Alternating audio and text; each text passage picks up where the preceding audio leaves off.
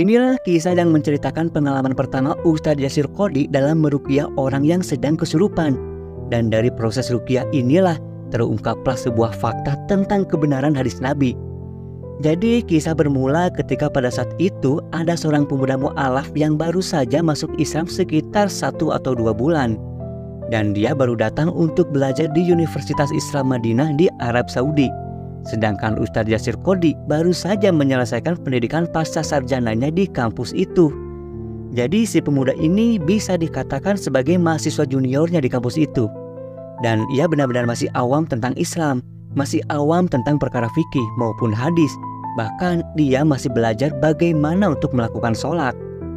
Lalu pada suatu hari ketika dia sedang berada di kamar asramanya, sedangkan temannya yang lain sedang membaca Al-Quran di ruangan lain. Lalu tiba-tiba terdengarlah suara aneh dari dalam kamar. Suara seseorang yang seperti sedang menggeram. Teman-temannya pun lalu masuk dan betapa terkejutnya mereka ketika melihat temannya yang mu'alaf ini sedang menggeliat sambil menggeram. Teman-temannya pun segera membacakan ayat Al-Quran karena meyakini kalau dia sedang kesurupan. Kemudian salah satu temannya berinisiatif untuk menelpon Ustadz Yasir Qodhi karena dia tahu jika Ustadz Yasir Qodhi sedang memperdalam ilmu ruqyah dengan seorang syekh. Dia pun meminta Ustadz Yasir Qodhi untuk segera datang ke asrama mereka. Dia mengatakan jika di sana sedang butuh ruqyah karena temannya kesurupan. Meski baru belajar ruqyah dan belum pernah meruqyah seorang pun sebelumnya, tentu sebagai mahasiswa yang baru menyelesaikan pasca sarjananya, Ustadz Yasir Qodhi pun merasa bersemangat untuk membantu mahasiswa juniornya ini. Akhirnya beliau pun segera berangkat ke asrama mereka. Dan sesampainya di sana memang benar temannya ini sedang terbaring kesurupan. Beliau pun mulai membacakan ayat-ayat ruqyah. Lalu tepat di hadapannya dengan mata kepalanya sendiri beliau melihat suatu keanehan. Di dalam tubuh si pemuda ini seperti ada yang bereaksi. Namun ketika beliau menempelkan tangannya kepada si pemuda, beliau pun melihat dan merasakan ada sesuatu yang bergetar semacam benjolan yang kemudian bergerak menjauh ke bawah ke arah kaki. Lalu kemudian ketika beliau mengejar dan berusaha memegang benjolan itu, benda itu pun kembali naik. Benjolan itu pun terus bergerak turun naik di dalam tubuh si pemuda. Lalu kemudian saat sesi ruqyah masih berlangsung, ada salah seorang teman si pemuda ini membelikan makanan semacam kue dan cemilan. Maka sesi ruqyah pun berhenti sejenak dan mereka pun memakan makanan yang sudah disediakan. Sedangkan si pemuda yang tadi kesurupan, dia duduk sendiri di pojok kamar.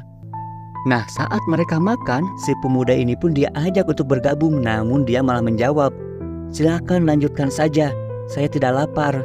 Maka mereka pun akhirnya melanjutkan makannya. Lalu salah satu dari mereka ada yang tidak sengaja menjatuhkan makanan. Dan yang menjatuhkan makanan ini tidak menghiraukannya. Dia pun kemudian mengambil makanan yang baru. Namun yang terjadi, terlihatlah tangan si pemuda yang tadi kesurupan meluncur dengan cepat mengambil makanan yang terjatuh tadi. Dengan tangan kirinya dia langsung menyambar makanan itu dan melahapnya dengan cara yang tidak wajar. Melihat kejadian itu, Ustadz Yasir Qodhi pun bisa menyimpulkan jika si pemuda ini masih kesurupan. Tubuhnya masih dikuasai oleh jin. Karena berdasarkan hadis Sahih Al-Bukhari, Rasulullah SAW pernah bersabda, "Bila sepotong makanan kalian terjatuh, ambillah, bersihkan atau buang bagian yang kotor, lalu makan dan janganlah kalian tinggalkan untuk setan." Nah, si pemuda yang baru masuk Islam ini tidak mungkin tahu tentang hadis ini. Dan alasan dia tidak bisa memakan makanan mereka adalah karena mereka sebelum makan membaca basmalah. Makanya si pemuda tadi malah mengatakan, "Saya tidak lapar." Namun ternyata justru jin yang ada di dalam tubuhnya lah yang sedang kelaparan. Jadi ketika melihat ada makanan yang jatuh dan dibiarkan begitu saja, maka dia pun dengan segera mengambilnya dan melahapnya.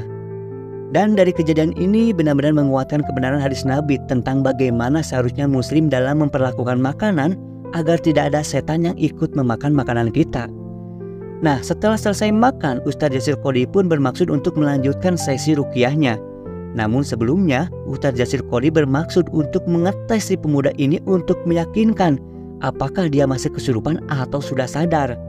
Karena mengetahui jika si pemuda ini baru saja masuk Islam, Ustadz Yasir Qodhi pun merasa jika si pemuda tidak mungkin mengenal para syekh yang menjadi gurunya Ustadz Yasir Qodhi.